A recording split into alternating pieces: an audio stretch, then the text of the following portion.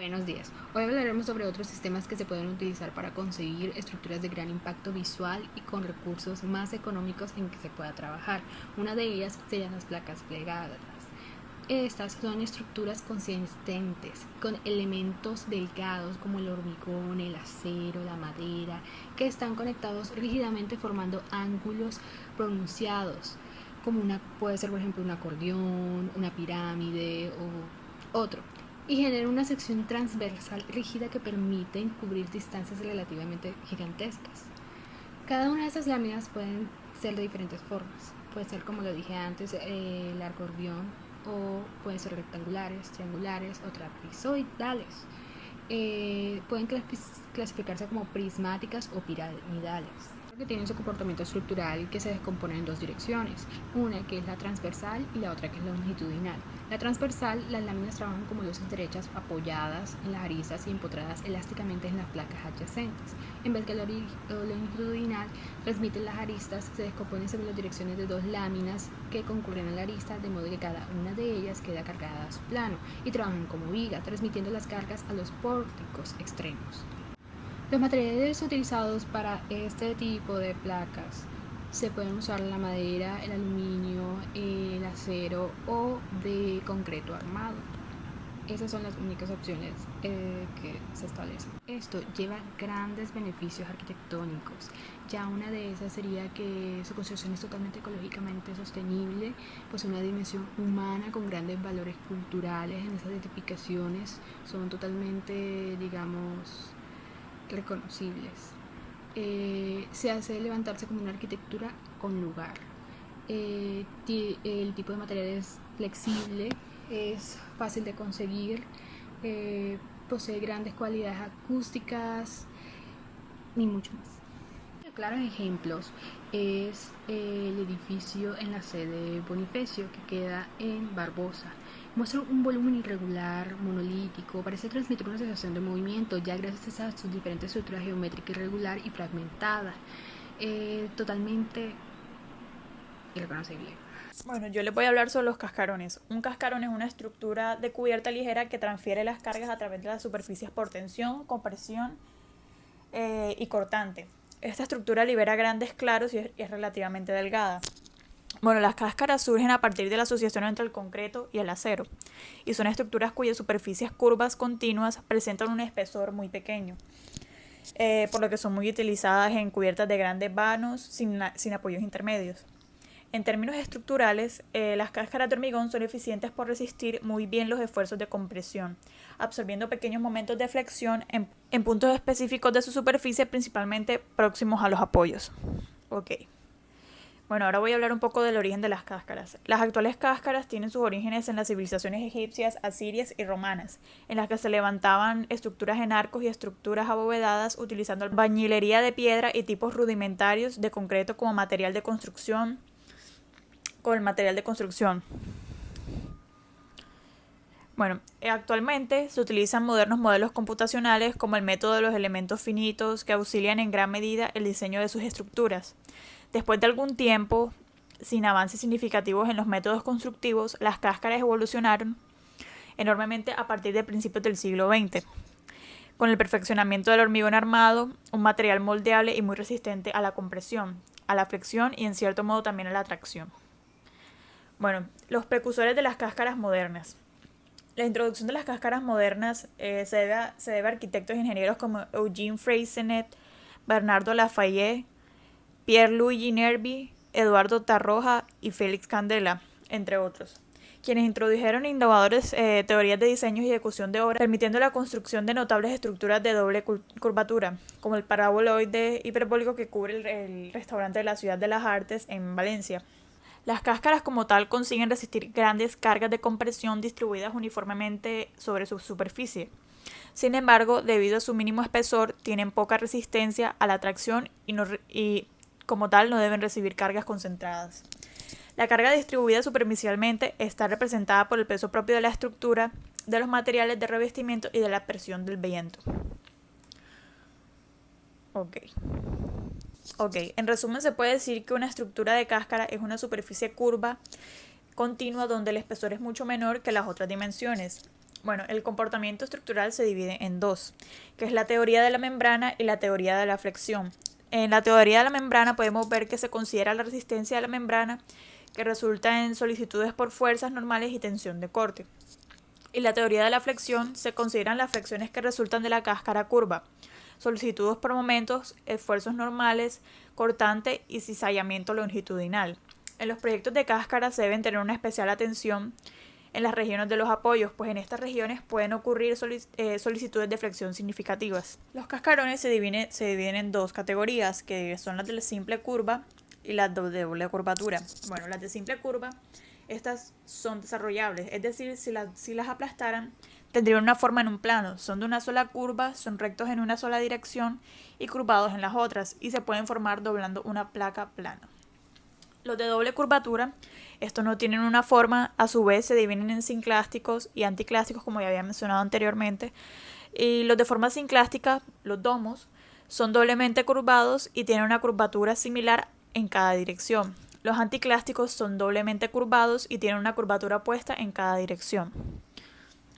Tipos de cascarones. Los cascarones se clasifican de acuerdo con su forma. Sinclástico. Los de forma sinclástica son doblemente curvados y tienen una curvatura similar en cada dirección. Las cargas que llegan al cascarón, como el viento, se distribuyen a través de la superficie. En cada sección surgen esfuerzos de cortante, compresión y tensión. Los desarrollables. Los de forma desarrollada, conos, cilindros o de cañón, son de una sola curva. Son rectos en una dirección y curvados en las otras, y se pueden formar doblando una placa plana. Los anticlásticos. Los de forma anticlástica, con forma de silla de montar, que incluyen conoides, paraboloides, hiperbólicos e hiperboloides, son doblemente curvados y tienen una curvatura opuesta en cada dirección. Elementos que lo componen. Bueno, los componen los elementos de cubierta de concreto armado y los apoyos contrafuertes. Ok, los conoides. Los conoides se generan moviendo el extremo de una línea recta a lo largo de una trayectoria curva y el otro extremo a lo largo de una línea recta o una curva más suave. Paraboloides hiperbólicos. Se generan moviendo una parábola convexa a lo largo de una parábola cóncava de la misma curvatura. Los hiperboloides se generan rotando una línea recta respecto a un eje vertical. Los de forma libre son aquellas que no se derivan matemáticamente. La habilidad de los cascarones para resistir esfuerzos de tensión permite mucha mayor libertad en la forma. Se pueden diseñar para responder a consideraciones estéticas y funcionales y aún ser estructuralmente satisfactorios. Cascarones de cañón corto. Los cascarones de cañón corto tienen la dimensión más corta en planta a lo largo de su eje longitudinal. Cascarones de cañón largo. Tienen las dimensiones más largas en planta. Están soportados en las esquinas y se comportan como vigas largas en dirección longitudinal. Comportamiento estructural. Un domo se encuentra en compresión a lo largo de las líneas de arco en todas las direcciones. En un domo hemisférico hay una tendencia a permanecer estable la parte superior, pero a pandearse hacia arriba en la parte más baja. También en el comportamiento estructural, los domos elípticos acentúan la tendencia al pandeo hacia arriba en la región más baja y por consiguiente dependen aún más de la tensión de los aros para la estabilidad. Los domos parabólicos son casi funiculares, tienen menos tendencia al pandeo y producen menos tensión en los arcos. Bueno, los cascarones se comportan de dos formas o la combinación de ambas. Primero, rigidizando los extremos y segundo, rigidizando cada borde inferior en el sentido longitudinal para proporcionar la forma de una viga. ¿Cuáles son las ventajas de los cascarones de hormigón? El uso del hormigón como material de construcción reduce tanto los costos de materiales y los costos de construcción. Como el hormigón es relativamente barato y de fácil reparto en curvas compuestas, la estructura resultante puede ser extremadamente fuerte y segura. Moderna a modo de domo monolítico, por ejemplo, han resistido los huracanes y los incendios y son ampliamente considerados lo suficientemente fuertes como para recibir hasta tornados. Voy a mencionar algunas de las desventajas.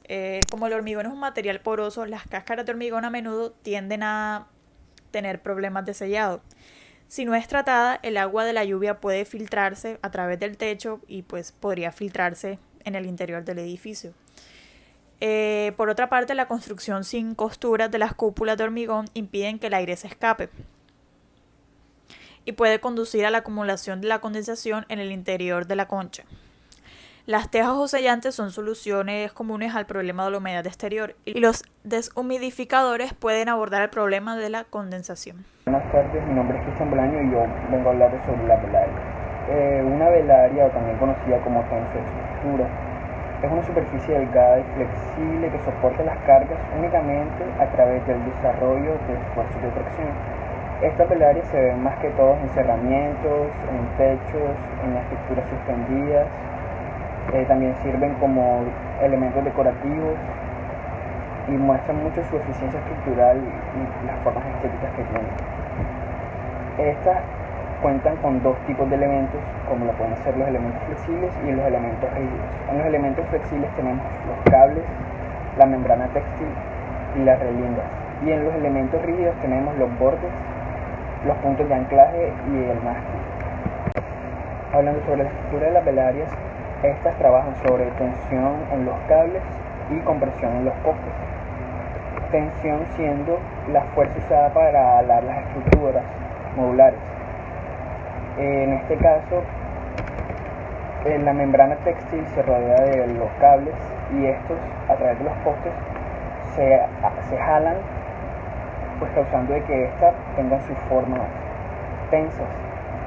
Y la compresión se ve a través, la compresión es cuando un cuerpo se encuentra sometido por dos fuerzas aplicadas o aplastándolo, causando el pandeo. En el caso de las velarias, se ve como en sus bordes se colocan un tipo de varillas y al comprimirlas, estas se pandean y así le dan su forma curva. Igual depende bastante del diseño. Los recursos resistentes de las tensoestructuras no se basan solamente en la resistencia de los materiales, sino también dependen de la geometría, del presentado, de las deformaciones y de manera en la que las formas tienden a ser funiculares, es decir, que tienen que seguir el recorrido de las cargas.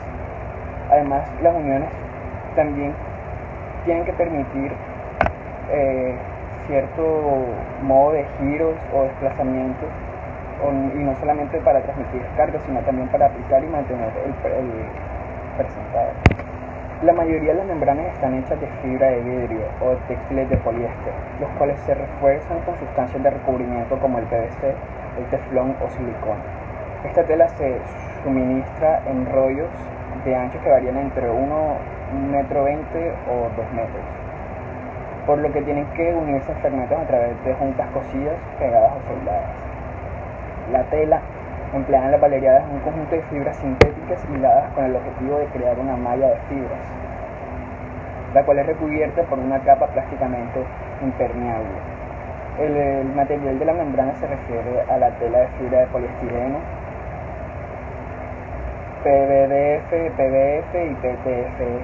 Los diferentes acabados de la superficie de la membrana son de diferentes duraciones y garantías dependiendo de su material. Otros materiales también utilizados en las tensoestructuras pueden ser el vinilo, el nylon y la fibra de vidrio revestida. Pues las velarias nos traen a nosotros los arquitectos beneficios, como lo pueden ser que son antisísmicas, permiten una gran cantidad de diseño, por ser bastante livianas, son fáciles de instalar y de transportar y por ende tienen un reducido tiempo de construcción.